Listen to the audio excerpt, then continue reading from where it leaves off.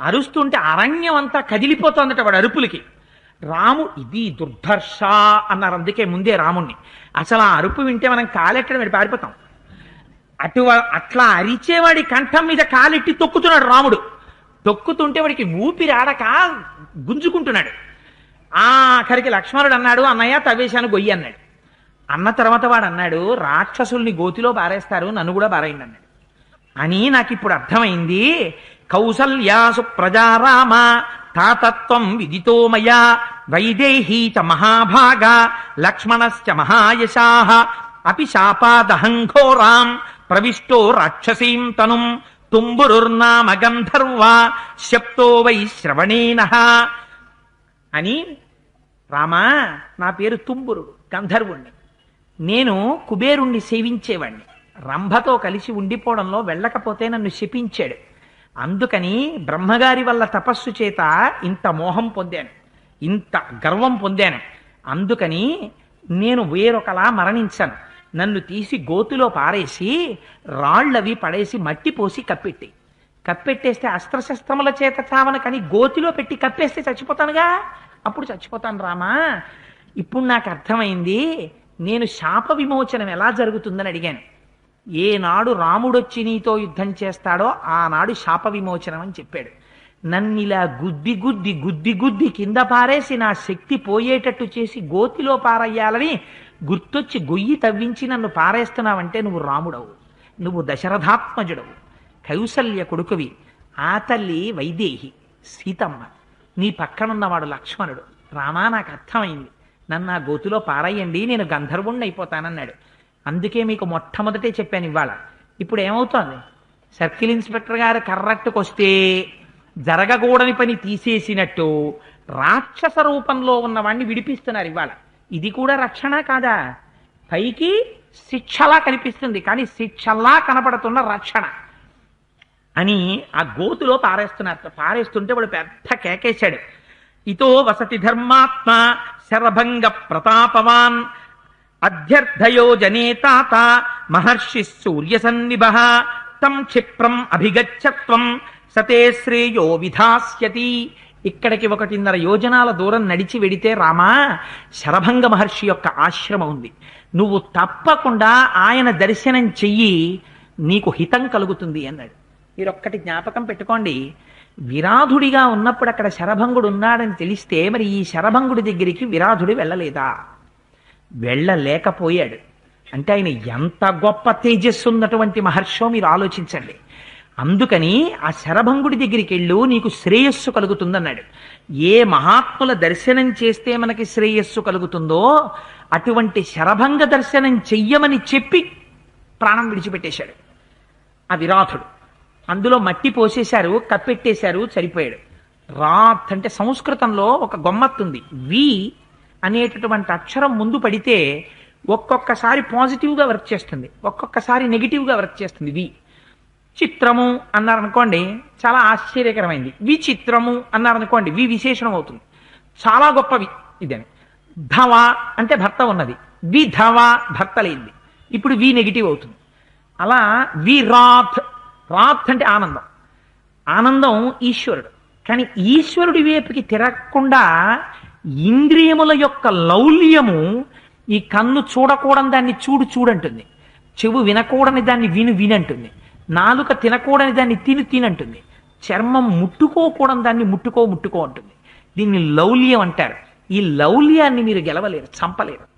లౌల్యాన్ని అణగదొక్కాలి, లౌల్యాన్ని పక్కన పెట్టాలి. అంతేగాని లౌల్యంతో ఆధారం చేసుకుని తిరిగే మనస్సుని చంపకూడదు. ఎప్పుడు మనస్సుని చంపడం దోషం, జ్ఞాపకం పెట్టుకోండి. మనస్సు చంపుకు తిరుగుతున్నానంటారు, మనస్సుని చంపకూడదు. మనస్సు ఎప్పుడూ ఉత్సాహంగా ఉండాలి. అందుకే ఇది తెలుసున్న జగద్గురువులు కనుక శంకరాచార్యులు వారు మాట అంటారు, నా మనస్సు అనే కోతిని నీ పాదాలకు కట్టేసుకో అంటారు. కోతి అలా గోడెక్కి, చెట్టెక్కి, ఆ పోలెక్కి, కిందకి దిగి, పైకెక్కి, కిందకి దూకి చేస్తే మనం ఏమంటాం? మా కోతిరా బలే ఆడుతోంది అంటాం. ఆ కోతి స్టేజ్ ముందుకు వచ్చి ఇలా పడుకుంది అనుకోండి, మనం ఏమంటాం? ఏమంటే పాపం కోతికి ఒంట్లో బాగుండలేదేమో ఏంటంటే అలా పడుకుంది అంటాం. కోతి అంటే ఆడాలి, మనస్సు కోతి లాంటిది. మనస్సు ఏం చెయ్యాలి? ఎప్పుడూ ఉత్సాహంగా ఉండాలి. దేని పట్ల? విషయముల పట్ల కాదు, భగవంతుడి పట్ల ఉత్సాహం మారాలి. ఇంద్రియముల యొక్క లౌల్యం పోవాలి. పోతే ఏమవుతుంది? ఈ ఇంద్రియాల్ని ఈశ్వర సేవకి తీసుకెళ్ళిపోతుంది. అందుకని నశించవలసింది లౌల్యం.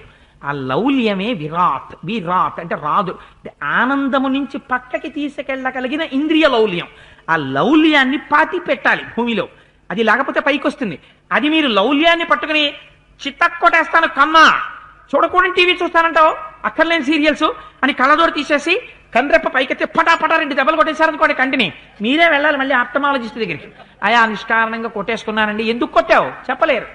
ఏం చెప్తారు? టీవీ చూస్తానంటోందండి, కొట్టేశానండి కంటిని అన్నారు అనుకోండి. పెచ్చా వెర్రా, నా దగ్గరికి కాదు, ముందు సైకాట్రిస్ట్ దగ్గరికి పోమంటాడు ఆయన. అందుకని మీరు కొట్టవలసింది కంటిని కాదు, దేన్ని కొట్టాలి? ఇంద్రియమునకున్న లౌల్యమును కొట్టాలి. చూడాలనుకుంటున్నటువంటి ఆ లౌల్యాన్ని పాతి పెట్టాలి. అది పైకి వచ్చేస్తుంది మళ్ళీ. దాన్ని గెలవడం తేలిక కాదది, అది రాక్షసీ ప్రవృత్తి. దాన్ని తొక్కి పెట్టాలి. ఎలా? పైన రాముడి యొక్క పాదం పెట్టి నులమాలి. రాముడంటే ఎవరు? భగవానుడు. భగవానుడి యొక్క పాదం పడాలి. పడితే లౌల్యం పోతుంది, ఇంద్రియములు తిరిగిపోతాయి, ఈశ్వరుడి వైపుకి తిరిగిపోతాయి. అందుకని ఇప్పుడు మనస్సు యొక్క ఉత్సాహం ఇంద్రియాలని పట్టుకుని లౌల్యం పోతుంది, ఈశ్వర సేవ వైపుకి తిరుగుతాయి. అందుకని గోతిలో పెట్టి పాతి పెట్టాడు. పాతి పెడితే ఆయనేమయ్యాడు? నువ్వు శరభంగ దర్శనం చేయమన్నాడు. ఇప్పుడు మహాత్ముడెవడో గుర్తించిన మాట నోటి వెంట వచ్చింది. రాముణ్ణి శరభంగ దర్శనం ఇంతకన్నా ఏం ఉపకారం చేస్తాడు? నరుడిగా వచ్చాడు.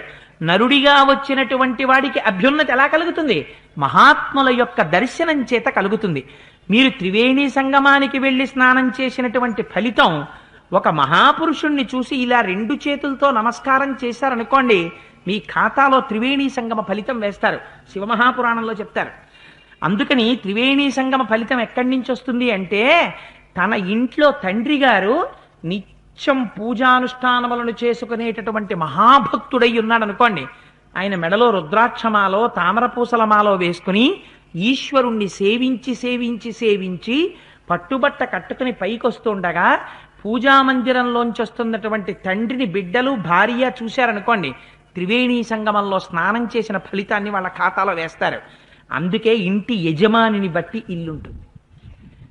ఇంటి యజమానికి ఇవి అక్కర్లేదనుకోండి, అక్కర్లేకపోతే వాడిని చూసి ఏ ఫలితం వస్తుందో ఇంట్లో ఉన్న వాళ్ళకి. అందుకని దర్శనం చేత కూడా భర్త భార్యని బిడ్డల్ని ఉద్ధరించగలడు. ఎలా ఉండాలో తాను ఉండగలిగితే. అందుచేత శరభంగ దర్శనం చేయరామా అని చెప్పాడు.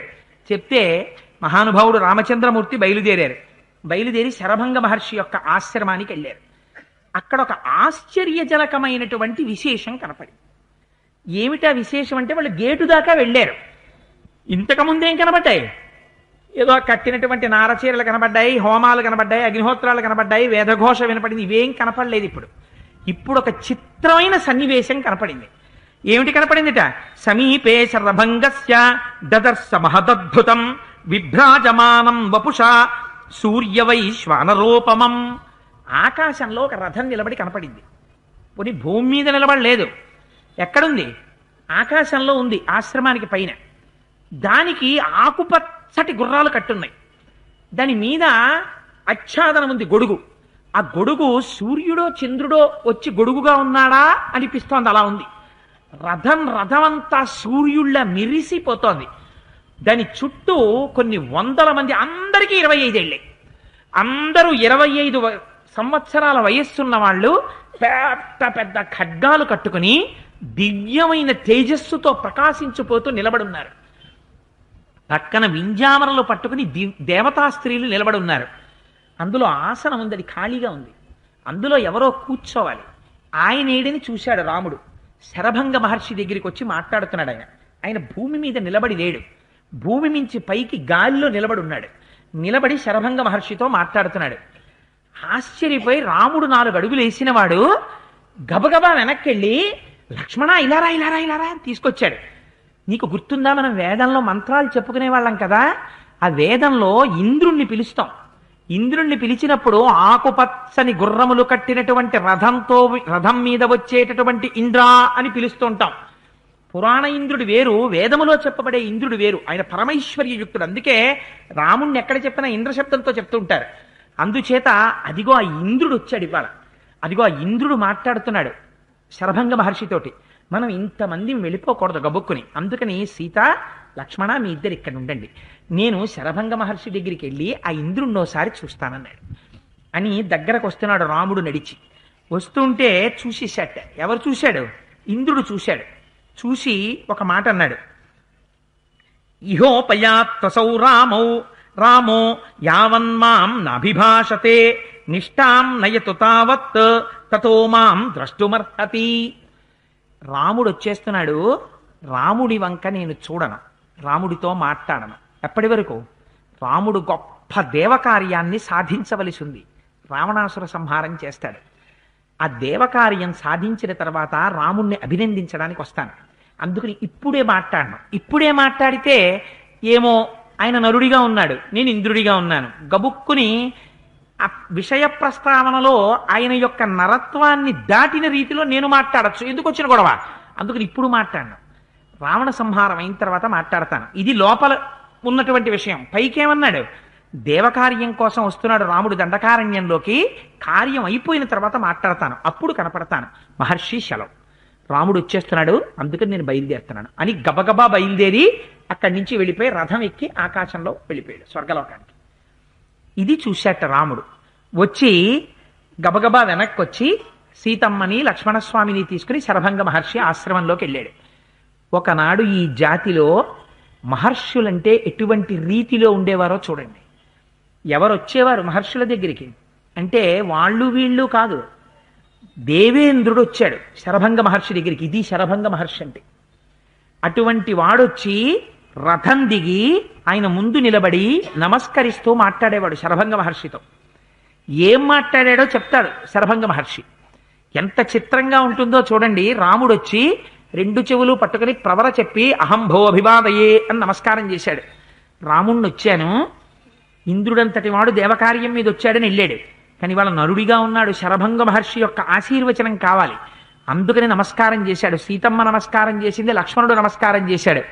శరభంగుడు అన్నాడు, అహం జ్ఞాత్వా నరవ్యాఘ్ర వర్తమాన మదూరతః బ్రహ్మలోకం నగచ్ఛామి త్వామదృష్ట్వా ప్రియాతిథిం త్వయాహం పురుషవ్యాఘ్ర ధార్మికేణ మహాత్మనా సమాగమ్య గమిష్యామి త్రిదివం దేవసేవితం అక్షయానరశార్తూల మయా లోకాజితా శుభాః బ్రాహ్యాశ్చ నాకపృష్టాశ్చ ప్రతిగృహ్ణీష్వమామకాన్. రామా, నాకు తెలుసోయ్ నువ్వు వస్తున్నావని, నేను గ్రహించాను నువ్వు దగ్గరికి వస్తున్నావని. ఇంద్రుడు ఎందుకు వచ్చాడో తెలుసా? నేను నా తపశ్శక్తితో బ్రహ్మలోకాన్ని ఇంద్రలోకాన్ని అన్నింటినీ గెలుచుకున్నాను. నన్ను తీసుకెళ్లడం కోసమని ఇంద్రుడు స్వయంగా వచ్చాడు. నిన్ను తీసుకెడతాను రథం ఎక్కమని. నేనన్నాను ఇప్పుడు కుదరదు, నాకు ప్రియమైన అతిథి వచ్చాడు. ఎందుకని? వాళ్ళు త్రికాల వేదులు, ఎప్పుడు ఏం జరుగుతోందో వాళ్ళకి తెలుసు. రాముడు వచ్చాడు, ఆ రాముడికి ఆతిథ్యం ఇవ్వాలి. అటువంటి ప్రియ అతిథి, అందుకని ఆయన వచ్చాడు. నరుడి రూపంలో ఉన్న ఆయనెవరో ఋషులు కనిపెడతారు. ఋషి రూపంలో ఉన్న తాను శ్రీ మహావిష్ణువుగా ప్రకటించాడు. అలా అయితే ఋషి లేచి స్తోత్రం చేయాలి. తాను నరుడిగా, అందుకే రామాయణం నేను 1కి 10 మార్లు చెప్తున్నాను, నరుడి కథ కానీ వినండి, లేకపోతే అది మనకి ప్రయోజనం ఉండదు. అందుకని ఆయన ప్రవర చెప్పి నమస్కారం చేశాడు శరభంగుడికి. ఆయన అన్నాడు, నువ్వు విష్ణువువి అని ఆయన అనలేదు. ఆయనేమన్నాడు, నువ్వు వస్తున్నావని నాకు తెలుసు, నువ్వు నాకు ప్రియ అతిథివి. ఎందుచేత? ఇవాళ ఈ లోకంలో ధర్మాన్ని రక్షించడం కోసమని నీ అంతట నువ్వుగా పాదుకలు లేకుండా దండకారణ్యంలోకి వచ్చావు.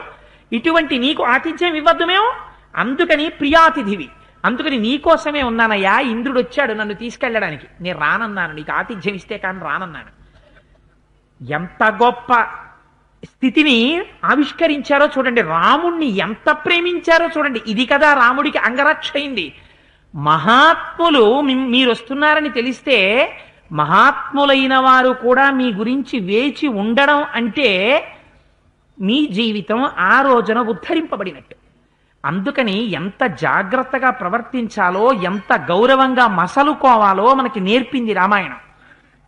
అందుకని రామా, నేను ఎదురు చూస్తున్నాను, నా తపస్సుతో రామా నేను గెలుచుకున్న లోకాలన్నీ నీకు ధారపోసేస్తాను, యథేచ్ఛగా సీతాలక్ష్మణులతో విహరించన్నాడు. అంటే రాముడు అన్నాడు, ఇవాళ నరుడిగా ఉన్నాడు, మహానుభావ మీరు తపస్సు చేసి నాకు ధారపోయడం ఏమిటి? మీరు నాకు ధారపోయకండి. నరుడిగా వచ్చిన వాడు వాడెవడో వచ్చి వీడికి ధారపోసేయడం, వీడి కుంట్లో బాగుండకపోతే వాడెవడో చేయడం కాదు. వీడే కష్టపడి దేవతల యొక్క అనుగ్రహాన్ని తాను సంపాదించుకోవాలి, మనిషిగా వచ్చాడు కనుక.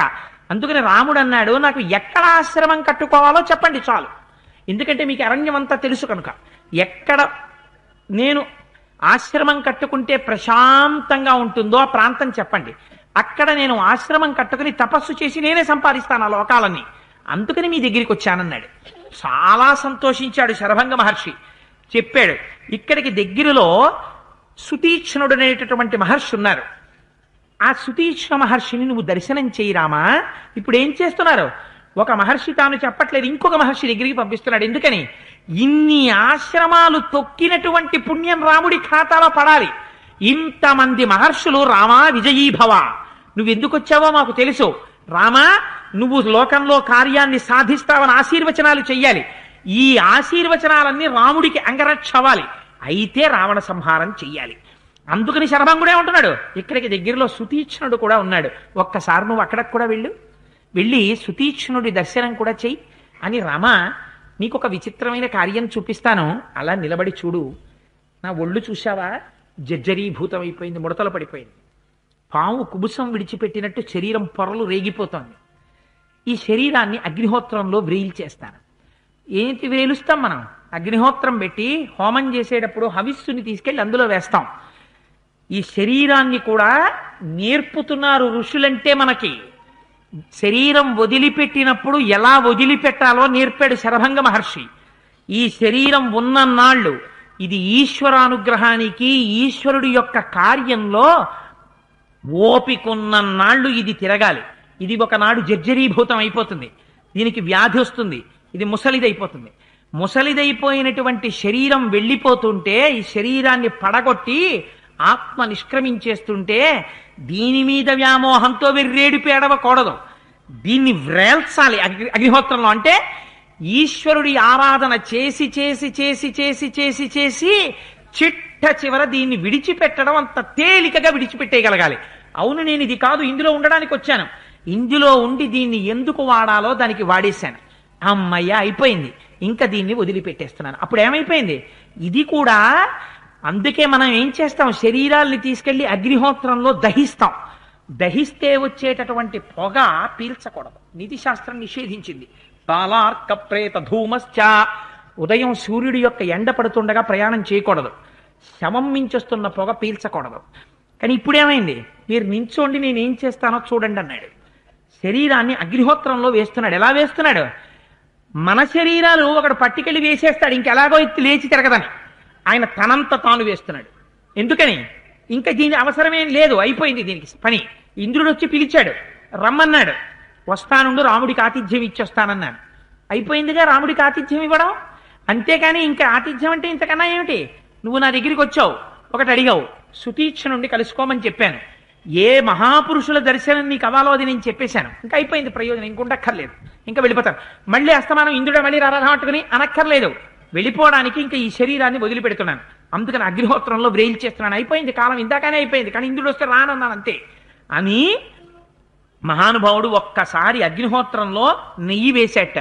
అగ్నిహోత్రం పెద్ద వెలుగు వెలిగింది. వెలగగానే ఒక్కసారి తన శరీరాన్ని అందులో వేశాడన్నారు. తను దూకేయడం లేదు, తను దూకితే శరీరం తానన్న భావన. తన శరీరాన్ని అందులో వేశాడంటే తాను ఆత్మగా ఉండి దీన్ని సమిధ వేసినట్టు వేశాడు, స్వాహ అంటూ. ఇప్పుడు ఏమైంది? దీన్ని వేరుగా చూశాడు. ఇది దహనమే. ఎలా దహింపబడింది? యజ్ఞంలో హవిస్సుగా కాలుతోంది. ఇప్పుడు దేవతలు స్వీకరిస్తారు. అక్కడ కాలిస్తే ఇలా ఉత్తరీయాలు అడ్డెట్టుకుని ఎడతాం. సావడం కూడా, శరీరం వదలడం కూడా ఎంత పవిత్రంగా వదిలేరో చూడరా. అందుకుని ఋషులయ్యారా. దేవేంద్రుడు వచ్చి నిలబడి మాట్లాడెళ్ళాడు, అటువంటి శరభంగుండి నీకు మానసిక దర్శనం చేయిస్తున్నాడు మహర్షి. ఆయనకేమిచ్చి రుణం తీర్చుకుంటావు నువ్వు? ఆయన పేరు విన్నంత మాత్రం చేత పాపాలు పటాపంచలవుతాయి. అటువంటి మహానుభావుడి పేరు 10 మాటలు పలికిస్తున్నారు, 10 మాటలు ఆ ఆశ్రమ దర్శనం చేయిస్తున్నారు. శరీరాన్ని అందులో వ్రేల్చేట, ఆయన అగ్నిహోత్రంలో వేసేట. వేసే తస్య రోమాని కేశాంశ్చ దదాహాగ్నిర్మహాత్మనః జీర్ణాం త్వచం తథాస్తీని యచ్చమాం సంసశోణితం రామస్తు విస్మితో భ్రాత్ర భార్యయా చ సహాత్మవాన్. రాముడు సీతమ్మతో లక్ష్మణుడితో ఆశ్చర్యపోయి చూస్తూ ఉండిపోయేట. దేన్ని? ఒక దర్భ హవిస్సు వేశామనుకోండి, పొగ రాకూడదు యజ్ఞగుండంలోంచి, అదే పనిగా వేయకూడదు, దానికి ఒక నియతి ఉంటుంది, మంత్రం అలా నడవాలి, ఇంత లోతు ఉంటుందని ఉంటుంది యజ్ఞవేదికి. అందులోకి హవిస్సు పట్టి వేస్తుంటే స్వాహ అని వినపడగానే ఏకకాలమనందు పడాలి. హవిస్సు, నెయ్యి, దర్భముక్క పడుతుంటే అగ్ని జాజ్వల్యమానమై పైకి లేస్తూ ఉండాలి. నెయ్యి పడుతుంటే అందులో కాలుతూ ఉండాలి. కాలుతున్న పదార్థం కనపడుతుంటుంది, అందులోంచి దివ్యమైన ధూమం వస్తుంటుంది. అలా కాలిపోతున్న శరీరాన్ని చూస్తున్నట్ట. ఏం కాలుతున్నాయిట? తస్య రోమాని కేశాంశ్చ, వెంట్రుకలు కాలిపోతున్నాయిట.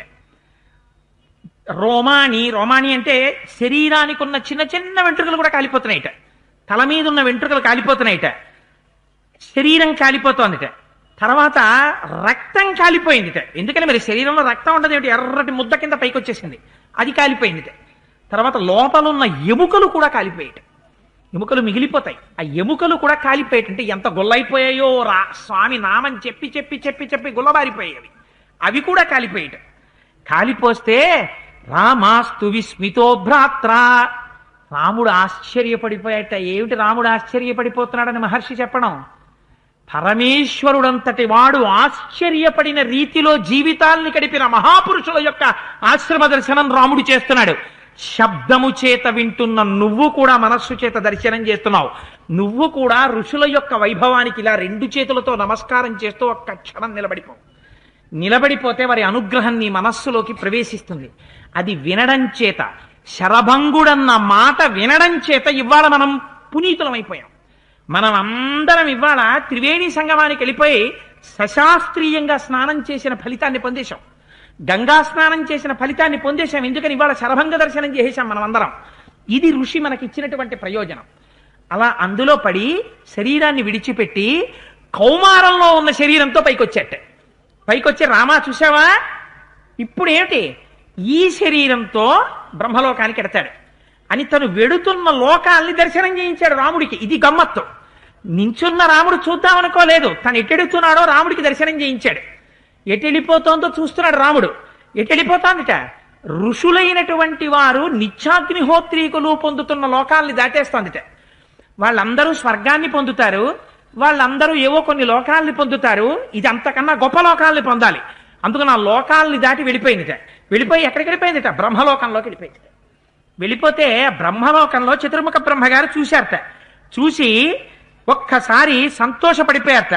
సంతోషపడిపోయి తన సింహాసనం నుంచి లేచి కూర్చుని సచపావక సంకాస కుమార సమపత్యత ఉద్ధయాగ్నిచయా తస్మా చరభంగో వ్యరోచత సలోకానాహితాగ్నీనా ఋషీణాం చ మహాత్మనాం దేవానాం చ ప్రతిక్రమ్య బ్రహ్మలోకం యరోహత పితామహశ్చాపి సమీక్షతం ద్విజం ననంద సుస్వాగతమిత్యువాచ. అది దాటి వెళ్ళిపోయి బ్రహ్మలోకం దగ్గరికి వెళ్ళిపోతే బ్రహ్మలోకంలో సింహాసనం మీద కూర్చున్న చతుర్ముఖ బ్రహ్మగారు లేచి, మహానుభావ శరభంగా స్వాగతం సుస్వాగతం రండి అన్నారు. చతుర్ముఖ బ్రహ్మగారు లేచి స్వాగతం పలికితే బ్రహ్మలోకంలోకి వెళ్ళిపోయింది ఆ తేజస్సు. అలాంటి తపస్సు చేసినటువంటి శరభంగుడి యొక్క ఆశ్రమాన్ని చూశాట మహానుభావుడు రాముడు. విస్మయం పొందాట ఆ స్థితిని చూసి. ఇది శబ్దంతో వాల్మీకి మహర్షి మనకు అందిస్తున్నారు. ఏమి అదృష్టం అండి! అందుకే రామాయణం విను, దేవతల అనుగ్రహం లభిస్తుంది. రామాయణం విను, పితృదేవతల అనుగ్రహం లభిస్తుంది. రామాయణం విను, నీకు అన్ని కోరికలు తీరుతాయంటారు. ఎందుకని? అవి వినడం చేత పాపరాశి ధ్వంసం అవుతుంది. ధ్వంసం అయితే ఏమవుతుంది? మన కోరికలు తీరుతాయి. అంటే పిచ్చ కోరికలు కావు. మనకి భగవంతుడు ఏ కోరిక తీరితే మనం ఉద్ధరింపబడతామో అవి ఆయన తీరుస్తాడు. దానికి యోగ్యత పొందుతాం. అందుచేత ఇది చూశాట. చూసిన తర్వాత శరభంగుడు వెళ్ళిపోయాడు. శరభంగాశ్రమంలో ఉండేటటువంటి ఋషులు కొంతమంది ఉన్నారు. ఎవరు వాళ్ళందరూ అంటే వాళ్ళందరికీ పేర్లేమి ఉండవు. కానీ మీరు వాళ్ళ లిస్టు వింటే చాలా ఆశ్చర్యపోయి ముక్కున వేలేసుకుని, ఎప్పుడైనా మీరు ఖాళీగా ఉన్నప్పుడు అరణ్యకాండ తీసి సర్గలు చదువుకున్నారనుకోండి, అలా కళ్ళు మూసుకుని కాసేపు ధ్యానం చేశారనుకోండి, అసలు ఏమిట్రా వాళ్ళు అలా ఎలా ఉంటారా మహానుభావులు అని అంతే, రామాయణం తన ఫలితాన్ని తాను ఇచ్చేస్తుంది. అందుకే అంత గొప్పదైంది రామాయణం. వాళ్ళు చూడండి, శరభంగే దివం యాతే ముని సంఘా సమాగతా అభ్యంగచ్చంత కాకుత్సం రామం జలిత తేజసం వైఖానసా వాలకిల్య సంప్రక్షాళామరీచిపాః అశ్మకుట్టాశ్చ బహవః పత్రాహారాశ్చ ధార్మికాః దంతోలూఖలినశ్చైవ తథైవోన్మజ్జకాః పరే గాత్రశయ్యా అశయ్యాశ్చ తథేవా భ్రావకాశకాః మునయః సలిలాహారా వాయుభక్షాస్తథా పరే ఆకాశ నిలయాశ్చైవ వధాస్తండిలశాయనః వ్రతోపవాసినో దాంతా స్తథా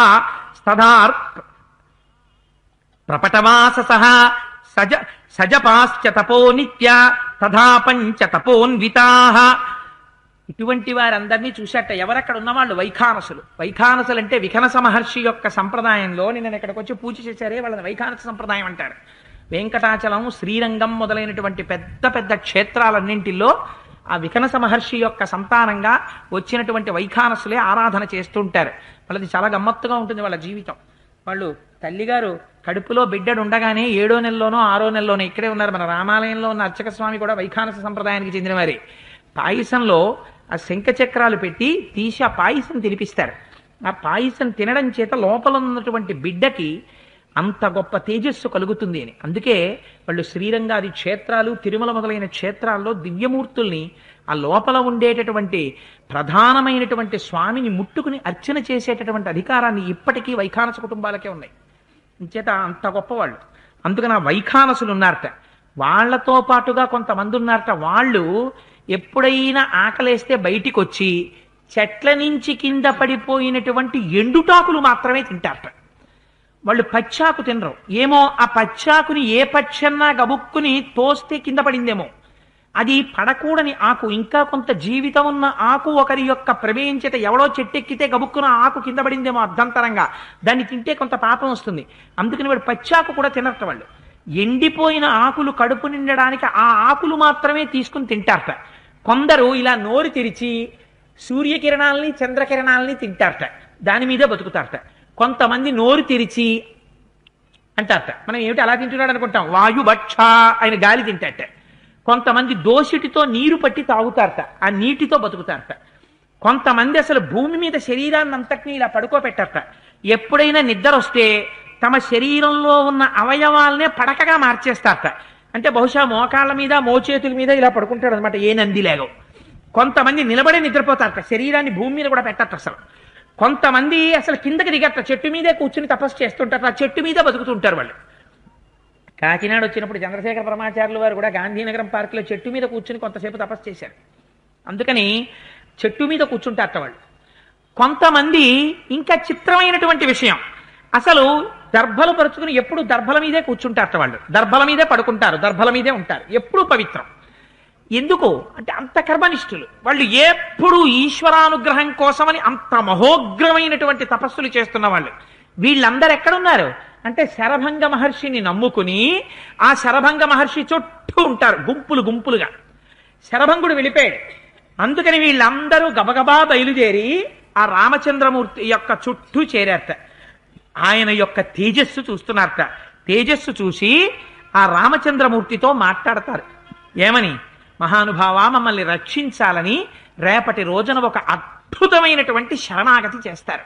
ఇటువంటి మహర్షులు రాముడితో మాట్లాడితే ఎలా ఉంటుందో, రాముడేం మాట్లాడతాడో దాని అందం ఎలా ఉంటుందో రేపు ఆవిష్కరించేటటువంటి ప్రయత్నాన్ని చేస్తాను. పరమేశ్వర స్వరూపమైన సభకి నమస్కారం. నిన్నటి రోజు కార్యక్రమాన్ని పూర్తి చేసేసరికి శరభంగ మహర్షి యొక్క ఆశ్రమాన్ని చేరుకున్నటువంటి వారై రామచంద్రమూర్తి ఆ మహర్షి యొక్క తేజస్సుని, ఆయన యొక్క వైభవాన్ని దర్శనం చేసి ఆయన యొక్క ఆశీర్వచనాన్ని పొందారు. అయితే మీరు అరణ్యకాండలో ఒక్క విషయాన్ని చాలా జాగ్రత్తగా జ్ఞాపకం పెట్టుకుంటూ ఉండండి మనస్సులో. రాముడు అందరినీ ఒకే ప్రశ్న అడుగుతూ ఉంటాడు.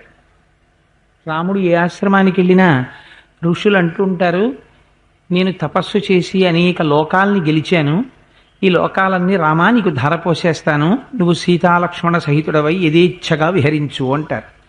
రాముడు అంటాడు, నాకు అక్కర్లేదా లోకాలు, నేనే స్వయంగా తపస్సు చేసి ఆర్జించుకుంటాను, కానీ తపస్సు చేసుకోవడానికి అనువైనటువంటి ఒక స్థలాన్ని నాకు చూపించండి అంటుంటాడు.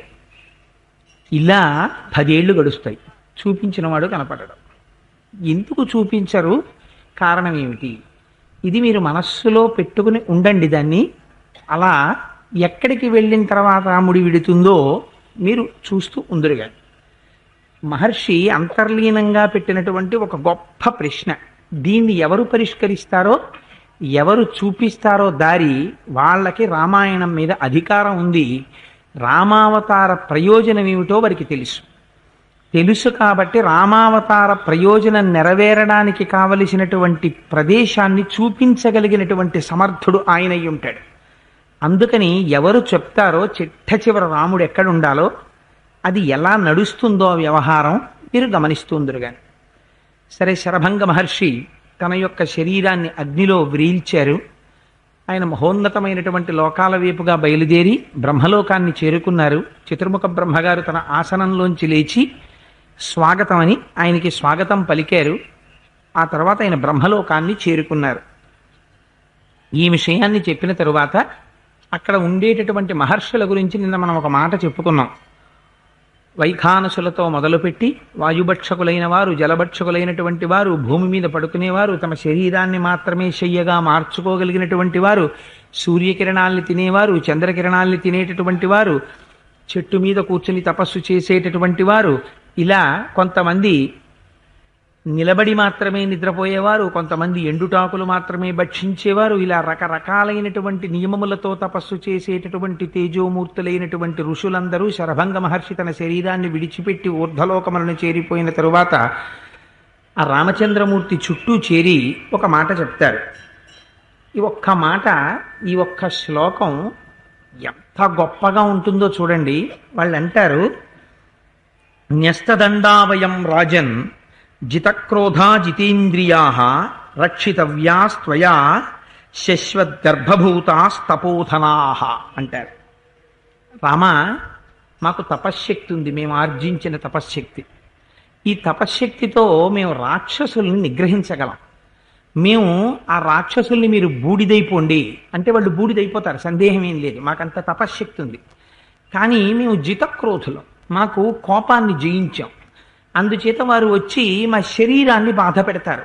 ఆత్మజ్ఞానం కలిగి ఉండడం అంటే ఇది గొప్ప. బాధపడుతున్నది శరీరం.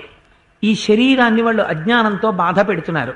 మేము వారి అజ్ఞానాన్ని మన్నించాం. అందుచేత మేమిప్పుడు కూడా మా తపశ్శక్తిని మమ్మల్ని రక్షించుకోవడానికి మేము ఉపయోగించలేదు. నువ్వు మమ్మల్ని రక్షించాలి. నేనెందుకు రక్షించాలి అని నువ్వు అంటావేమో. నువ్వు క్షత్రియుడివి, విశేషించి రాజకుమారుడివి. అందుచేత రక్షించవలసినటువంటి ధర్మం నీ మీదుంది. నువ్వు ధర్మం తెలుసున్నవాడివి. ధర్మం తెలుసున్నవాడివి కనుక తండ్రి గారు చెప్పినటువంటి మాటకి కట్టుబడి రాజ్యాన్ని తృణీకరించి అరణ్యవాసానికి వచ్చావు. ఇంత ధర్మమూర్తివి కనుక, ధర్మం తెలుసున్నవాడివి కనుక నిన్ను అడుగుతున్నాం. అందుచేత నువ్వు మమ్మల్ని రక్షించాలి. మేము ఎటువంటి వారం, ఎటువంటి ఉపమాన ప్రయోగం చేశారో చూడండి. అమ్మ కడుపులో ఉన్నటువంటి పిండం లాంటి వాళ్ళం. అమ్మ కడుపులో ఉన్న పిండాన్ని ఎవరు రక్షించాలి? అమ్మ రక్షించాలి. అమ్మ కడుపులో ఉన్నటువంటి పిండానికి ఏదైనా అపకారం జరిగిందనుకోండి, జరిగితే ఆ పిండం ఎవరికి చెప్పుకుంటుంది? ఎవ్వరికీ చెప్పుకోలేదు, ఏమీ చెయ్యలేదు. ఎందుకు చెయ్యలేదు?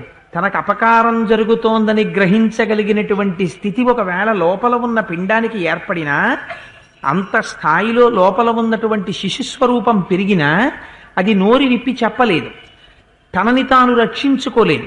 అందుకని దాన్ని సమస్త కాలములయందు రక్షించవలసినటువంటి బాధ్యత ఎవరికి ఉంటుంది? అమ్మకుంటుంది. కడుపులో పెట్టి చూసుకోవాలి. ఎందుకు చూసుకోవాలి? తను తప్ప వేరొక రక్షకులు లేరు. అమ్మ కడుపులో ఉండగా నాన్నగారు ఎంత పెద్ద రాజైనా కావచ్చు, లోకాన్నంతటినీ రక్షించేవాడు కావచ్చు, అమ్మ కడుపులో ఉన్న శిశువుని రక్షించడం అమ్మకే చెల్లు. నాన్న రక్షించలేడు. సమస్త లోకాల్ని రక్షించచ్చు. తన కొడుకైనా తన భార్య కడుపులో ఉండగా తాను కాదు రక్షకుడు, తన భార్యే. అమ్మే రక్షించాలి. అలా నువ్వు మాకు తల్లి లాంటి వాడివి. మేము నీ కడుపులో ఉన్న బిడ్డల్లాంటి వాళ్ళం. మాకు ఒకరికి చెప్పడం కూడా చేత కాదు. ఎందుకని? మేము ఋషులం. ఎవరికి చెప్పుకుంటాం? మేము శరణాగతి ఎవరికి చేస్తాం? నువ్వు రాజువి, రాజకుమారుడివి, క్షత్రియుడివి, ధర్మం తెలుసున్నవాడివి. నువ్వు ఇవాళ అరణ్యవాసానికి వచ్చావు, అందుకని నీకు చెప్పుకుంటున్నాను రామా, అందుకని నువ్వు మమ్మల్ని రక్షించాలి. ఎంత గొప్ప మాటో చూడండి. ఈ మాటకి రాముడు కరిగిపోయాడు. ఇది ఎవరి మీద ప్రభావం చూపిస్తోంది? ఈ మాట సీతమ్మ తల్లి మీద చూపిస్తోంది ప్రభావం. తపశ్శక్తితో ఉన్నవాణ్ణి, తపస్సును ఆచరిస్తున్నవాణ్ణి, తనంత తాను తన తపశ్శక్తితో రక్షించుకోని వాణ్ణి రక్షించడానికి రాముడు సర్వకాలముల యందు సిద్ధంగా ఉంటాడు. ఇప్పుడు సీతమ్మకి ఈ విషయం బాగా అర్థమవుతోంది కాబట్టే సుందరకాండలో తల్లి ఓ మాట చెప్తుంది. రావణ, నిన్ను నేను సంహరించలేక కాదు, నేను తపస్సు పాటిస్తున్నాను, నన్ను నేను రక్షించుకోనంటుంది. అరణ్యకాండ అనేక పాత్రల మీద తన ప్రభావాన్ని చూపించింది. చేత అరణ్యకాండ వింటున్నప్పుడు మనకి కూడా అందులో ఉండేటటువంటి ధర్మం ఏమిటో, భగవంతుడి నుంచి రక్షణ మనం ఎప్పుడు పొందగలమో మనం తెలుసుకోవడంలో సమర్థులమై ఉండాలి. అందుకని వాళ్ళు అన్నారు, విశ్రుత స్త్రిషులోకేషు యశసా విక్రమేణ చ పితృభక్తిశ్చ సత్యంచ తయి ధర్మశ్చ పుష్కళః. రామా, నీ దగ్గర పుష్కళంగా ధర్మం ఉంది. నీకు సత్యం యొక్క స్వరూపం తెలుసు, ధర్మము యొక్క స్వరూపం తెలుసు. సత్యధర్మములను రెండింటినీ అనుష్ఠానం చేయడమూ తెలుసు. తండ్రి వాక్యమునకు కట్టిబడి అరణ్యానికి వచ్చావు, అందుకని నిన్ను మేము శరణాగతి చేస్తున్నాం, అందుకని నువ్వు మమ్మల్ని రక్షించాలి. ధర్మం తెలియని వాడి దగ్గరికి వెళ్ళి రక్షిస్తే మాత్రం ఎందుకు రక్షిస్తాడు? నీకు ధర్మం తెలుసు కనుక మేము అడుగుతున్నాం. అన్నిటిని మించి అధర్మ సుమహాన్నాథ భవేత్ తస్యతు భూపతేః యో హరేత్ బలిషడ్భాగం నచ రక్షతి పుత్రవత్. బిడ్డలని ఎలా రక్షించాలో రాజు మమ్మల్ని అలా రక్షించాలి. ఋషులని, అరణ్యాలలో ఉన్నవాళ్ళని ఎందుకు రక్షించాలి? నాగరికుల్ని, నగరంలో ఉన్న వాళ్ళని రక్షిస్తాం. మీరెక్కడో అరణ్యాలకు వెళ్ళిపోయి మీరు తపస్సు చేసుకుంటుంటే మేము చేసే తపస్సులో 6వ భాగం నువ్వు రక్షించినా రక్షించకపోయినా వచ్చి నీ ఖాతాలో పడిపోతోంది. అందుచేత మేము కూడా ఒక రకంగా పన్ను కడుతున్న వాళ్ళతో సమానం. కాదు, యత్ కరోతి పరం ధర్మం మునిర్మూలఫలాసన తత్ర రాజ్ఞశ్చతుర్భాగ ప్రజా ధర్మేణ రక్షతః. ఈ విషయాన్ని తెలుసుకుని రాజు కనుక ఒకవేళ తపస్సు చేసుకుంటూ కందమూలములను తింటూ లోకము జోలికి రాకుండా బ్రహ్మములను తెలుసుకోవాలనేటటువంటి తాపత్రయంతో ఉన్నటువంటి జితేంద్రియులైన తపస్సు చేసుకునేటటువంటి వారిని రక్షించడమునందు పూనిక చూపిస్తే, అటువంటి రాజుకి ఈ తపస్సు చేసుకునేటటువంటి వారి తపస్సులో 4వ భాగం వెళ్ళి ఖాతాలో పడుతుంది. అందుచేత నువ్వు ప్రయత్నపూర్వకంగా పుణ్యాన్ని ఆర్జించుకోవలసిన వాడివి, సుక్షత్రియుడవై. ఎందుకని 4వ వంతు నువ్వు సంపాదించుకోలేకపోయావు అంటే ఖచ్చితంగా మా తాలూకా కష్టం తెలుసుకుని కూడా నువ్వు నిర్లక్ష్య ధోరణి వహించిన వాడు అవుతావు. అందుచేత రామా, నువ్వు మమ్మల్ని రక్షించాలి. సోయం బ్రాహ్మణ భూయిష్టో వానప్రస్థగణో మహాన్ త్వన్నాథో నాథవద్రామ రాక్షసైర్బాధ్యతే భృశం. నువ్వు మాకు నాథుడవు. నాథుడంటే ఎవరు? రక్షించేటటువంటి వాడు, భరించేటటువంటి వాడు ఎవరున్నాడో వాడిని నాథ అని పిలుస్తారు. నువ్వు మాకు రక్షకుడిగా ఉన్నావు అని మాకు విశ్వాసంగా ఉంది. కానీ రాక్షసులు అనుకుంటున్నారు మేము అనాథలం అనుకుంటున్నారు. వీళ్ళు అనాథలు, వీళ్ళని రక్షించేవాడేవాడు, అందుకని మేము వీళ్ళని భక్షించేస్తాం అని చెప్పి వాళ్ళు మమ్మల్ని భక్షిస్తున్నారు, మా శరీరాల్ని తినేస్తున్నారు, మా శరీరాల్ని హింసిస్తున్నారు. మేము యాగం చేస్తుంటే రక్తమాంసములు తెచ్చిపోస్తున్నారు. నిష్కారణంగా ప్రచ్ఛన్న రూపాల్లో ఆశ్రమాల్లోకి వచ్చి మేము కొంచెం ప్రమత్తలమై ఉన్న సమయాన్ని చూసి మమ్మల్ని గాయపరుస్తున్నారు, మమ్మల్ని తినేస్తున్నారు, ఋషుల్ని నిష్కారణంగా చంపేస్తున్నారు. ఏమిటి వాళ్ళకి కోపం? వాళ్ళ జోలికి ఏమైనా వెడతారా? వెళ్ళరు. రాక్షసీ ప్రవృత్తి అంటే ఏమిటంటే, ఎవ్వడి జోలికి వెళ్లకుండా ప్రశాంతంగా తన మానాన తన పని చేసుకునేటటువంటి వాణ్ణి చూసి, ఈశ్వర కృత్యమునందు తాను లయమై ఉన్నటువంటి వాణ్ణి చూసి వాడికి పేరు పెట్టి, వాడికి పద్దు పెట్టి, వాడిని వేధించి హింసించి వాడి మనస్సుని గాయపరచేటటువంటి ప్రయత్నం ఎవరు చేస్తారో వారిదే రాక్షసాంశ. అందుకని ఏమిటి వాళ్ళు చేసిన దోషం? వాళ్ళు ఏమైనా రాక్షసుల మీదకి యుద్ధాలకు వెళ్ళారా? ఏం చేశారు? వాళ్ళని వచ్చి తిన్నా వాళ్ళు ఏం చెయ్యట్లేదు, వాళ్ళని శపించట్లేదు. అయినా వాళ్ళ దృష్టి అంతా ఋషుల మీద ఉంటుంది. ఉండి ఆ ఋషుల్ని వాళ్ళు బాధ పెడుతుంటారు. వాళ్ళు ఎంత బాధాకరమైన మాట అన్నారో చూడండి. ఆ ఋషులందరూ రాముడి చుట్టూ చేరి ఏహి పశ్య శరీరాణి మునీనాం ధావితాత్మనాం హతానాం రాక్షసైర్ఘోరైర్ బహూనాం బహుధావని. రామ, ఒక్కసారి వచ్చి చూస్తావా ఋషుల శరీరాలు? ఎన్ని శరీరాలు పడిపోయాయో, ఎంతమంది చనిపోయారో, ఎవ్వరి జోలికి వెళ్లకుండా కూర్చుని తపస్సు చేసుకుంటున్న ఎంతమంది రాక్షసుల్ని, ఎంతమంది ఋషుల్ని రాక్షసులు చంపారో ఒక్కసారి వచ్చి చూడు రామా, ఎంతమందిని చంపేశారో. అంటే ఏమిటి దాని అర్థం? ఇప్పటి వరకు ఋషుల్ని రక్షించినటువంటి వాడు లేడు అరణ్యంలో. అందుకని మేము ఇన్ని బాధలు పడుతున్నాం. పంపానదీ నివాసాన అను మందాకినీమపి చిత్రకూటాలయానాంచ క్రియతే కథనం మమత్ తతస్త్వాం శరణార్థంచ శరణ్యం సముపస్థిత పరిపాలయనో రామ వధ్యమానాన్ నిశాచరై. ఈ ఋషుల్ని చంపడం అనేటటువంటి కార్యక్రమం ప్రత్యేకించి దండకారణ్యంలో చిత్రకూట పర్వతం మీద మందాకిని నది ఒడ్డున. ఎందుకని? అక్కడ నీళ్లు బాగా దొరుకుతాయి. వాళ్ళకి తెల్లవారి లేస్తే నీళ్లు కావాలి ఆచమనం చేసుకోవడానికి. చెట్లు బాగా ఉంటాయి, వాళ్ళకి కందమూలాలు దొరుకుతాయి తినడానికి ఋషులకి. అందుకని వారు అక్కడ ఉంటారు. అందుకని పుష్పించిన చెట్లు ఉంటాయి, దర్భలు దొరుకుతాయి. అందుకని వాళ్ళు నిత్యక్రతువు చేసుకోవచ్చు. అందుకని ఆ ప్రాంతాలని ఋషులు కూడా ఎంచుకున్నారు. ఎంచుకుని చిత్రకూట పర్వతం మీద మందాకిని నదీ పరివాహ ప్రాంతంలో ఉండేటటువంటి వారిని, దండకారణ్యంలో ఉండేటటువంటి వారిని ప్రత్యేకించి వేధించి ఎందరో ఋషుల్ని చంపేశారు. ఇప్పటికీ నువ్వు మాకు నాథుడవై ఉన్నావు, మేము శరణాగతి చేస్తున్నాను రామా, నీ మ్రోల నిలబడి రెండు చేతులెత్తి నమస్కారం చేసి మమ్మల్ని రక్షించమని అడుగుతున్నాం, మమ్మల్ని రక్షిస్తావా అని అడిగారు. ఈ మాట బ్రాహ్మణులు, ఋషులు క్షత్రియుడై సహజముగా తాను రక్షించవలసినటువంటి వాడై ఇంతకాలము తాను రక్షించకపోతే ఆ ఋషులందరూ వచ్చి శరణాగతి చేస్తే నేను రక్షించను అని రాముడు అనగలడా?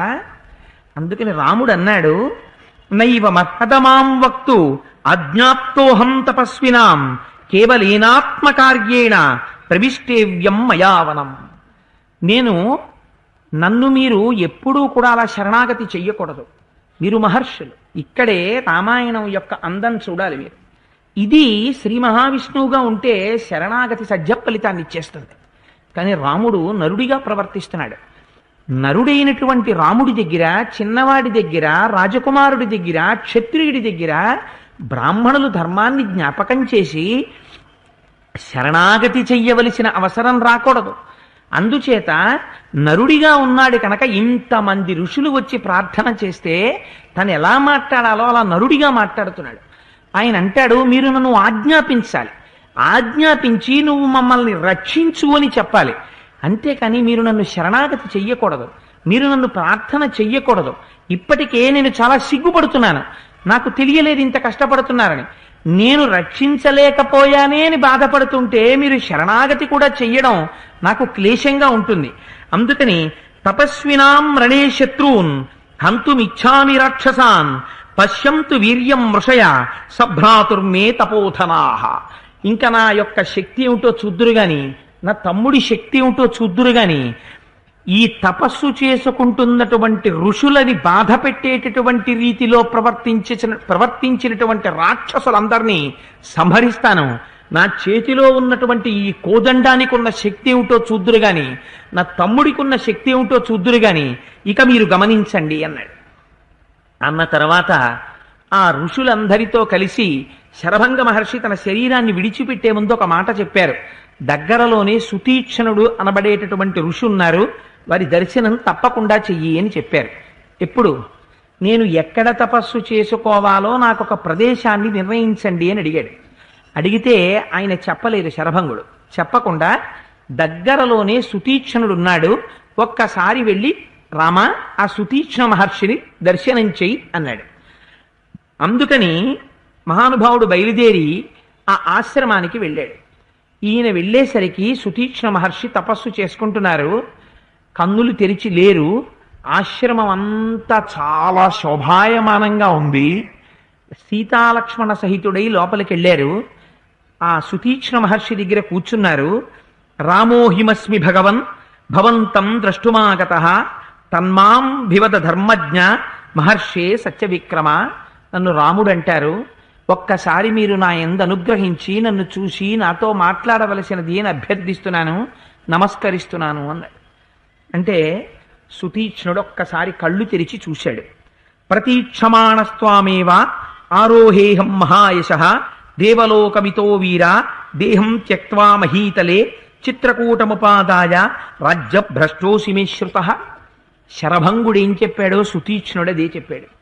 దేవేంద్రుడు రామా నా దగ్గరికి వచ్చాడు. వచ్చి నేను చేసినటువంటి తపస్సు చేస లోకములన్నిటినీ గెలిచాను, అందుచేత నిన్ను తీసుకుని ఊర్ధ్వలోకాలకు ఎడతాను, రథం ఎక్కువ అని అడిగాడు. అడిగితే నేను ఒక మాట చెప్పాను. చిత్రకూట పర్వతం మీద రాముడు వచ్చి నివాసం చేస్తున్నాడు. తండ్రి గారి యొక్క మాట నిలబెట్టడం కోసమని ప్రస్తుతం రాజ్యాన్ని విడిచిపెట్టి అరణ్యంలో ఉన్నాడు. ఆ రాముడి దర్శనం చేసిన తరువాత నాకు ప్రియమైన అతిథి కనుక రామునికి ఆతిథ్యమిచ్చి తర్వాత నేను వస్తానని చెప్పాను. అందుచేత రామా, నేను నీ దర్శనం కోసమే నేను వేచి ఉన్నానయ్యా అన్నారు. ఎందుకని? ఋషులకు తెలుసు ఆయన నడుస్తున్నటువంటి పరబ్రహ్మము అని. కానీ మాట్లాడేటప్పుడు మాత్రం బాహ్యంలో పైకి అలా మాట్లాడరు. ఎందుకని? నరుడిగా ఉన్నాడు, తను ఋషిగా ఉన్నాడు. గౌరవం రాముడు చూపాలి, కానీ ఆంతరమునందు ఒక్కసారి రామదర్శనం చేసి సంతోషించాలి. అందుకని ఆంతరమునందు రామదర్శనం అంటే పైకి బాహ్యంలో కనపడుతున్నటువంటి రాముని యొక్క నిజమైనటువంటి స్వరూపం ఏదుందో దాన్ని లోపల ఒక్కసారి దర్శనం చేసి పొంగిపోవాలి. శ్రీమన్నారాయణుడు నడిచొస్తున్నాడు రాముడిగా, ఇది వాళ్ళ ఆనందం. అందుకని రామా, నీకు ఆతిథ్యం ఇవ్వడం కోసం, నీ దర్శనం కోసమే నేను ఇక్కడ ఉండిపోయానయ్యా అన్నారు. అంటే రాముడు అన్నాడు, శరభంగ మహర్షి ఏం చెప్పారో సుతీక్ష్ణ మహర్షి అదే చెప్తారు. నేను నా తపస్సు చేత అనేక లోకములను గెలిచాను, ఈ లోకములన్నింటినీ రామా నీకు ధారబోసేస్తున్నాను, నువ్వు సీతాలక్ష్మణ సహితుడవై విహరించన్నారు. అంటే ఆయన అన్నారు, మీ తపస్సు చేత ఆర్జించుకున్నటువంటి లోకములను నాకు ధారపోస్తే వాటిలో నేను విహరించడం కాదు, నా అంత నేనుగా సంపాదించుకోవాలి. అందుకని సంపాదించుకోవడానికి యుక్తమైనటువంటి ఆశ్రమం ఒకటి నిర్మించుకోవాలి. ఆ ఆశ్రమం ఎక్కడ నిర్మించుకోవాలో దానికి అనువైనటువంటి ఒక స్థలాన్ని నాకు చూపించండి అని అడిగారు. అడిగితే సుతీక్ష్ణుడు అన్నాడు, రామా, ఇక్కడ దగ్గరలో చాలా తాపసాశ్రమాలు ఉన్నాయి, ఆశ్రమాలన్నీ చూసిరా, వచ్చాక చెప్తానన్నాడు. ఇది గమ్మత్తు. చెప్పాడా? చెప్పలేదు. ఆయన అన్నారు, రామచంద్రమూర్తి, నాకు ఈ కోరికుంది, ఒక్కసారి ఆశ్రమాలన్నిటినీ చూడాలని. అందుకని ఆ ఆశ్రమాలన్నిటినీ చూసి దర్శనం చేసి అందులో ఉన్నటువంటి ఋషుల యొక్క ఆశీర్వచనాలు పొందొస్తాన్నారు. అన్నిటికన్నా మనిషికి కావలసింది ఏది కావాలి రాముడు చూపిస్తున్నాడు. ఎంత అస్త్ర సంపద కాదు, పెద్దల యొక్క ఆశీర్వచనం గొప్పది. వీళ్ళందరూ తపస్సు చేస్తున్నటువంటి మహాపురుషులు రాముణ్ణి చూడగానే వాళ్ళందరూ ఒక్క మాట అంటారు, అర్ఘ్యపాద్యాదులు ఇచ్చి, రామా జయీ భవ అంటారు. రామా నువ్వు జయమును పొందెదవుగాక అంటారు. ఈ మాట ఇంతమంది ఋషుల యొక్క ఆశీర్వచనం తనకి అంగరక్ష అవుతుంది. ఇంతమంది ఋషులను వేధించినటువంటి పాపం రావణాసురుడు నిహతుడవడానికి వాడికి పనికొస్తుంది. అందుకని ఇద్దరూ రెండు మార్గములలో వెడుతున్నారు. ఆయన తపస్సు చేశాడు, స్వయంగా వరాలు అడిగాడు, మదమెక్కాడు, నన్ను ఎవడేం చెయ్యగలడని ఎవరిని బాధిస్తున్నాడు? తను ఒకవేళ లంకలో ఉండిపోతే ఋషుల్ని బాధించడం కుదరదేమో అని దండకారణ్యంలో ప్రత్యేకం 14,000 మందిని పెట్టాడు. పెట్టి మీ అందరి పని ఏమిటి? ఋషుల్ని బాధించండి అన్నాడు. అందుకని ఋషుల్ని బాధిస్తూ ఉంటాడు. ఈయనేం చేస్తున్నారు? వచ్చింది పితృవాక్య పరిపాలనం కోసం, కానీ దాన్ని ఎలా సద్వినియోగం చేస్తున్నారు? తాపసులను రక్షించడానికి, వారి యొక్క ఆశీర్వచనమును తాను పొందడానికి. అందుకని నేను ఈ తాపసాశ్రమాలన్నిటిలో విహరించి వస్తానన్నారు అని ఒక్కొక్క ఆశ్రమానికి వెడుతున్నారు. వెళ్ళి ఆ ఆశ్రమాలన్నిటినీ దర్శనం చెయ్యాలి అని అనుకున్నారు. ఆ రోజు రాత్రి సుతీక్ష్ణ మహర్షి యొక్క ఆశ్రమంలో విశ్రాంతి తీసుకున్నారు. మరునాడు లేచారు, కలువలతో కూడినటువంటి సరోవరంలో స్నానం చేశారు. యథావిధిగా సంధ్యావందనము, అగ్నిహోత్రము మొదలైన కార్యక్రమాల్ని నెరవేర్చారు. సుతీక్ష్ణ మహర్షి యొక్క అనుజ్ఞ కోసమని వారి దగ్గరికి వచ్చారు. ఈ మాటలు ఆ మహర్షుల యొక్క పేర్లు ఉచ్చరించినంత మాత్రం చేత వారి యొక్క పేర్లు చెవిలో పడినంత మాత్రం చేత అపారమైనటువంటి శ్రేయస్సు లభిస్తుంది. అందుకని మహర్షి రాముణ్ణి తిప్పారు, మానసికంగా మన్ని తిప్పుతున్నారు. సరే, ఆ కారణం చేత బయలుదేరుతున్నారు. సుతీక్ష్ణ మహర్షి అన్నారు, రామా నిన్ను నా ఆశ్రమంలోనే ఉండు అని అనాలనుంది, ఇక్కడే ఉండి యథేచ్ఛగా నీ తపస్సుని నువ్వు ఆచరించు. ఇక్కడ ఏ విధమైన ప్రమాదము ఉండదు, మృగములు మాత్రం వస్తుంటాయి ఇక్కడికి, మృగముల వలన ప్రమాదం ఉంది రామా. కానీ ఇక్కడ ఒక గమ్మత్తు ఉంది. వచ్చిన మృగాలంటే జింకలు, లేళ్ళు మొదలైనవి మందలు మందలుగా లోపలికి వస్తాయి, ఎవ్వరికీ అపకారం చెయ్యకుండా మళ్ళీ మందలు మందలుగా పరిగెత్తుకుంటూ వెళ్ళిపోతాయి. అందుచేత రామా ఇక్కడ ఇబ్బంది కొంచెం మృగాలతోటే, భవిష్యత్ కథని సంకేతిస్తున్నాడు ఆయన.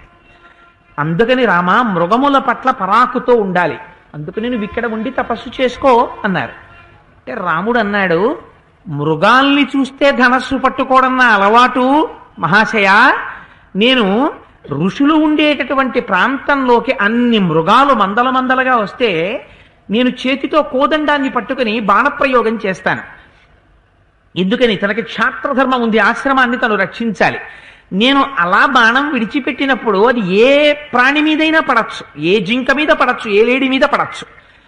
నీకు ఏ ఒక్క జింక మీదో ఏ లేడి మీదో ఆ పారిపోతున్న ప్రాణుల్ని చూసి వాటి మీద నీకు అప్పుడు దయ కలగచ్చు. తేడా చెప్తున్నాడు. ఒకరు రక్షకత్వంతో ఉన్నవారు, ఒకరు బ్రహ్మజ్ఞానంతో ఉన్నవారు. నీకు భేదం కనపడదు, నాకు నిన్ను రక్షించాలన్న తాపత్రయం ఉంటుంది. నా బాణం పడుతుంది, నీకు దయ ఉంటుంది. అప్పుడు నా బాణం పడిన సమయంలో నీ దయ ఆ మృగమునందు ఒకవేళ ప్రవర్తిస్తే అప్పుడు నేను మృగము పట్ల కంటకుడిగా నీకు కనపడచ్చు. అందుకని నేను ఇక్కడ ఉండకూడదు. ఎంత ధర్మం చెప్పాడో చూడండి మహానుభావుడు. అందుకని నాకు వేరు ఆశ్రమం ఉండాలి.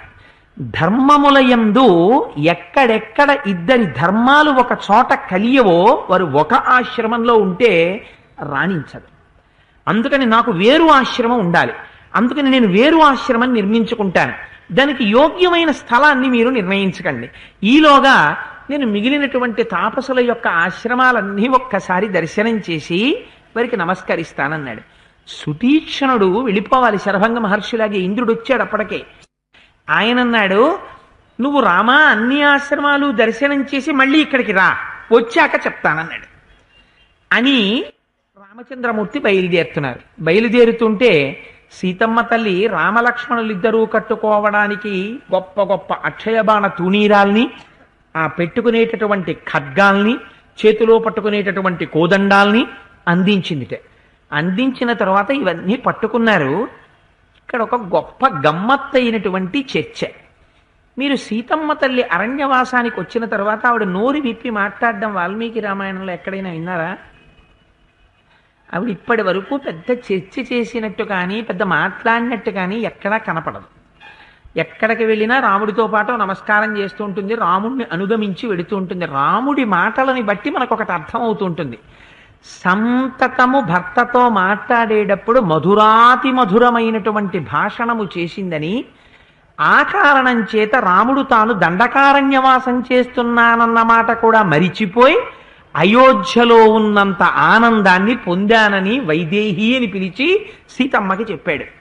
భర్త కష్టంలో ఉన్నప్పుడు భార్య తన మాటల యొక్క అనునయం చేత భర్తని ఎటువంటి మానసిక స్థితిలో ఉంచచ్చో సీతమ్మ నిరూపించిందని వాల్మీకి మహర్షి రాముడు సీతమ్మతో మాట్లాడినట్టుగా చెప్పారు తప్ప సీతమ్మ ఏమని మాట్లాడిందో మాత్రం, ఎక్కడ మాట్లాడిందో మాత్రం మనకేం చెప్పలేదు.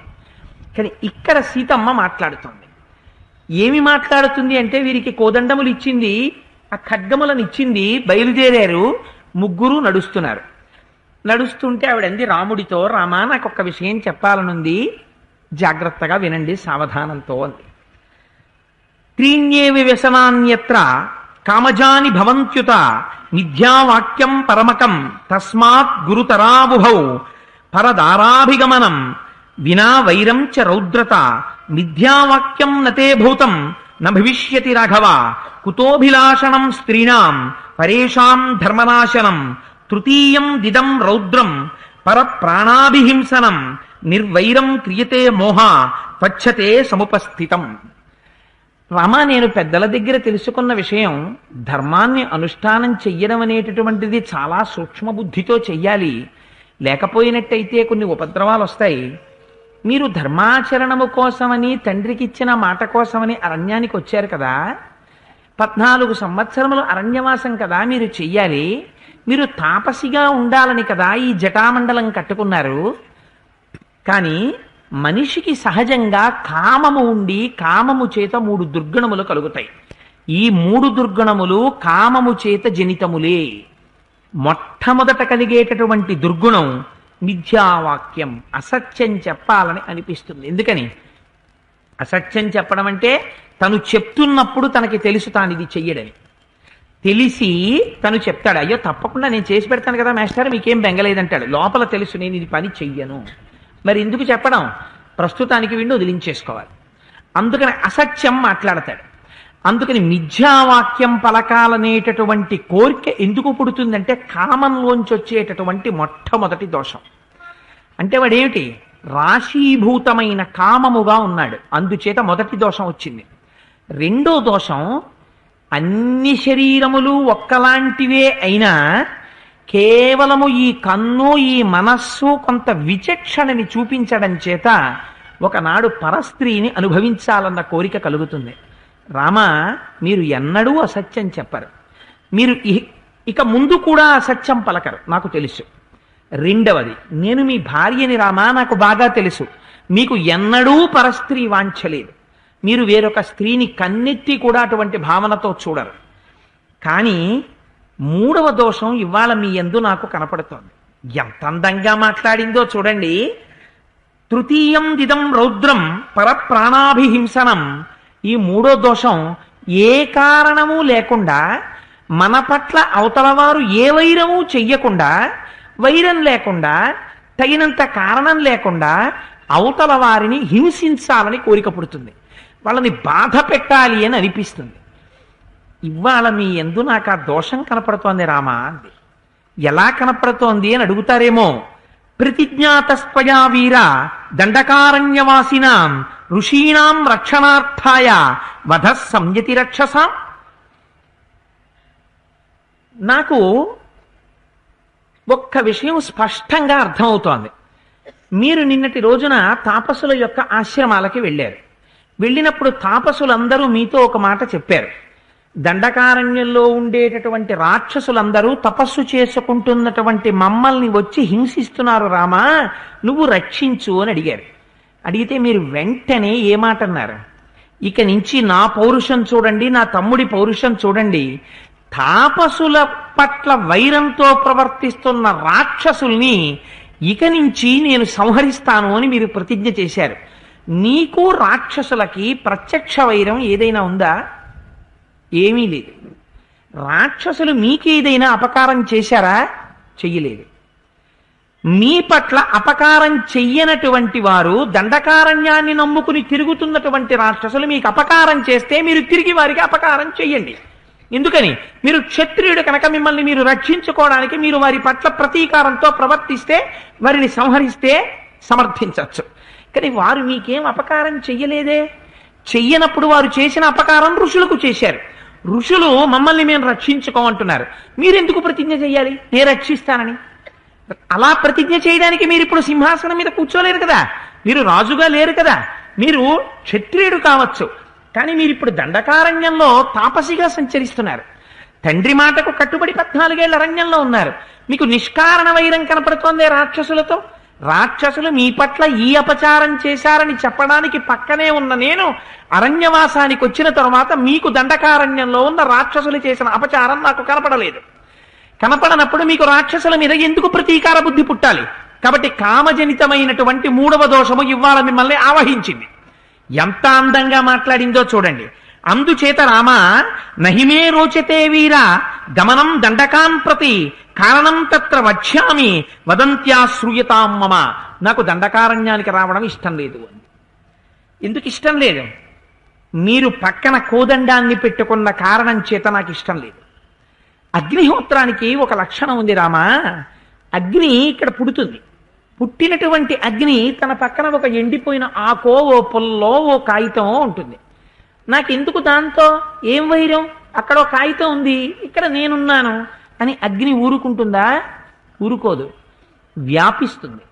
ఆ పుల్లని కాలుస్తుంది, కాగితాన్ని కాలుస్తుంది. ఒకవేళ కాల్చడానికి యోగ్యత లేదనుకున్న పక్షి పదార్థాన్ని కూడా కాల్చి కాలడానికి యోగ్యంగా చేసుకుని కాల్చేస్తుంది. అందుకని వ్యాప్తి చెందుతూ అన్నిటినీ కాలుస్తుంది. మీరు క్షత్రియుడు కనుక మీరు కోదండాన్ని పట్టుకుని కత్తి కట్టుకుని తిరిగితే రామా మీకు కోర్కె పుడుతుంది. మృగాల్ని చంపుదామని, క్రమక్రమంగా రాక్షసుల్ని చంపుదామని మీరు బయలుదేరుతారు. మీకు రాక్షసులకి మధ్యలో శత్రుత్వం వస్తుంది. నిష్కారణంగా ఇంతంత శత్రుత్వాలు రావడం నాకు ఇష్టం లేదు. అందుకని నేను దండకారణ్యానికి వెళ్ళడం అన్నది నాకు వ్యక్తిగతంగా ఆనందదాయకం కాదు. ఒక స్త్రీ ఎలా మాట్లాడాలో అంత అందంగానూ ఇవాళ సీతమ్మ తల్లి మాట్లాడుతోంది. కానీ లోపల ఎన్ని రహస్యాలు పెట్టిందో ఆ తల్లి ఆ మాటల్లో, వీటిని రాముడు విప్పుకోవాలి. అందుకని ఆవిడంది, నాకు ఇష్టం లేదు రామా, దీని నువ్వు చెప్పిన మాటకు ఆధారం ఏమిటి అంటారేమో. నేను మీకు ఒక్క విషయం చెప్తాను. పూర్వకాలంలో అరణ్యంలో ఒక మహానుభావుడు తపస్సు చేసుకుంటున్నాడు. మహోగ్రమైన తపస్సు. ఆ తపస్సుని పాడు చేయాలనుకున్నాడు ఇంద్రుడు. ఆయన